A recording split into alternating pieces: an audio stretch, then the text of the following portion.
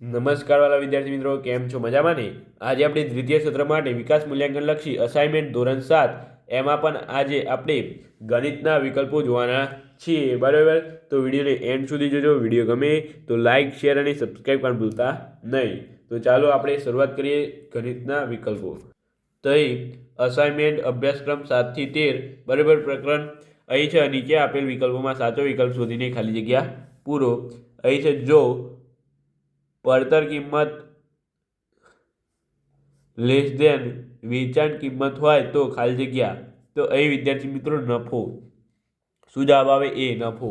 ત્યાર પછી પડતર કિંમત ગ્રેટર દેન વેચાણ કિંમત હોય તો શું જવાબ આવે વિદ્યાર્થી મિત્રો? અહીંયા ખોટ, બરાબર?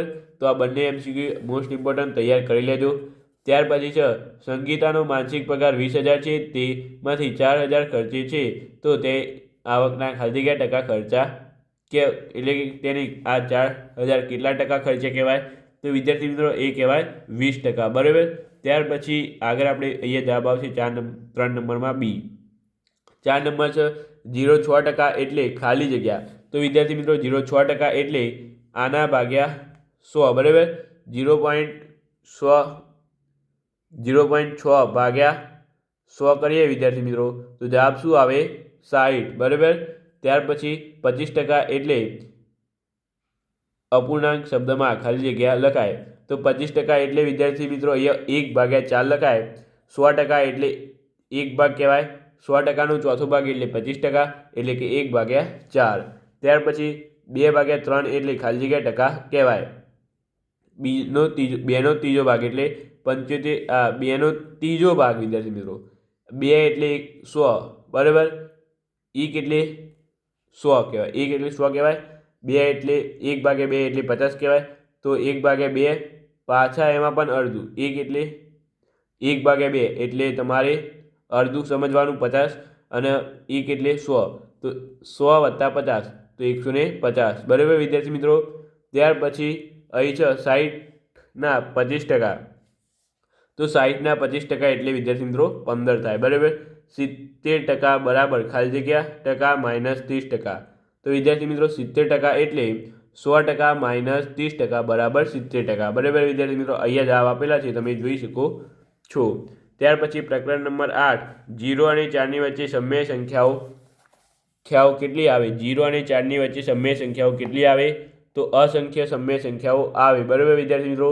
0.1, 0.2, 0.3 અસંખ્ય સમય સંખ્યાઓ આવે, બરાબર? ત્યાર પછી આગળ આપણે જોઈએ. હવે અહીં છે 2 નંબર ખાલી જગ્યાએ -3 થી મોટી સંખ્યા છે. તો વિદ્યાર્થી મિત્રો -3 થી મોટી સંખ્યા કઈ છે? તો અહીં વિદ્યાર્થી મિત્રો -2, બરાબર? શું આવે? -2. ત્યાર પછી 3.4 એ ખાલી જગ્યા સંખ્યા છે, તો એ સમય સંખ્યા છે, બરાબર? જવાબ આવશે બી. ત્યાર પછી વિદ્યાર્થી મિત્રો અહીં છે -1/3 એ ખાલી જગ્યા સંખ્યા છે, તો તે જવાબ આવશે સમય સંખ્યા છે, બરાબર વિદ્યાર્થી મિત્રો? ત્યાર પછી -3/2 ખાલી જગ્યા 1/3. તો આમાંથી વિદ્યાર્થી મિત્રો જવાબ આવશે તમારે બી, બરાબર?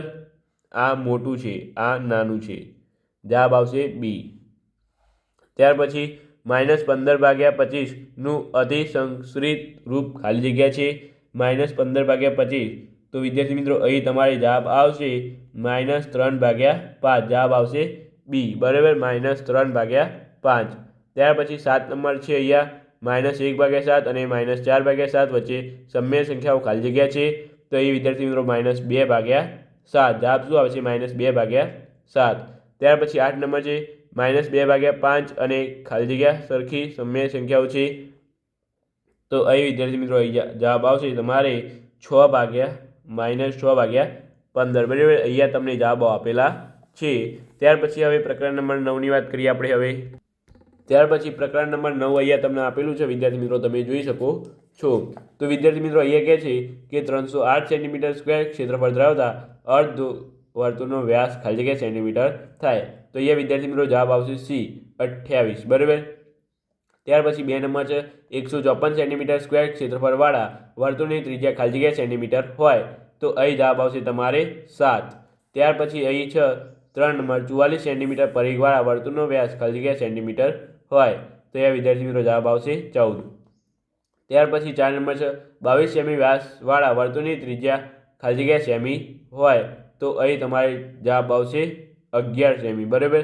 ત્યાર પછી અહીંયા 5 નંબર છે કે એક સમાંતર બાજુ ચતુષ્કોણ ક્ષેત્રફળ 90 સેન્ટીમીટર સ્ક્વેર છે. જો તેના પાયે 9 સેન્ટીમીટર હોય તો તે પાયા પરના વેદની લંબાઈ ખાલી જગ્યા સેમી હોય તો વિદ્યાર્થી મિત્રો આમાં તમારે જવાબ આવશે 10 સેમી. બરાબર. ત્યાર પછી આગળ આપણે જોઈએ હવે તો આગળ છે ત્રિકોણ PQRની પરિમિતિ 32 સેમી છે. જો PQ વત્તા QR 21 હોય તો તે PR બરાબર ખાલી જગ્યા થાય તો અહીં તમારે જવાબ આવશે 11. ત્યાર પછી અહીં 7 નંબર 24 સેન્ટીમીટર વ્યાસ ધરાવતા વર્તુળની ત્રિજ્યા ખાલી જગ્યા સેન્ટીમીટર હોય તો વિદ્યાર્થી મિત્રો આમાં તમારે જવાબ આવશે 12.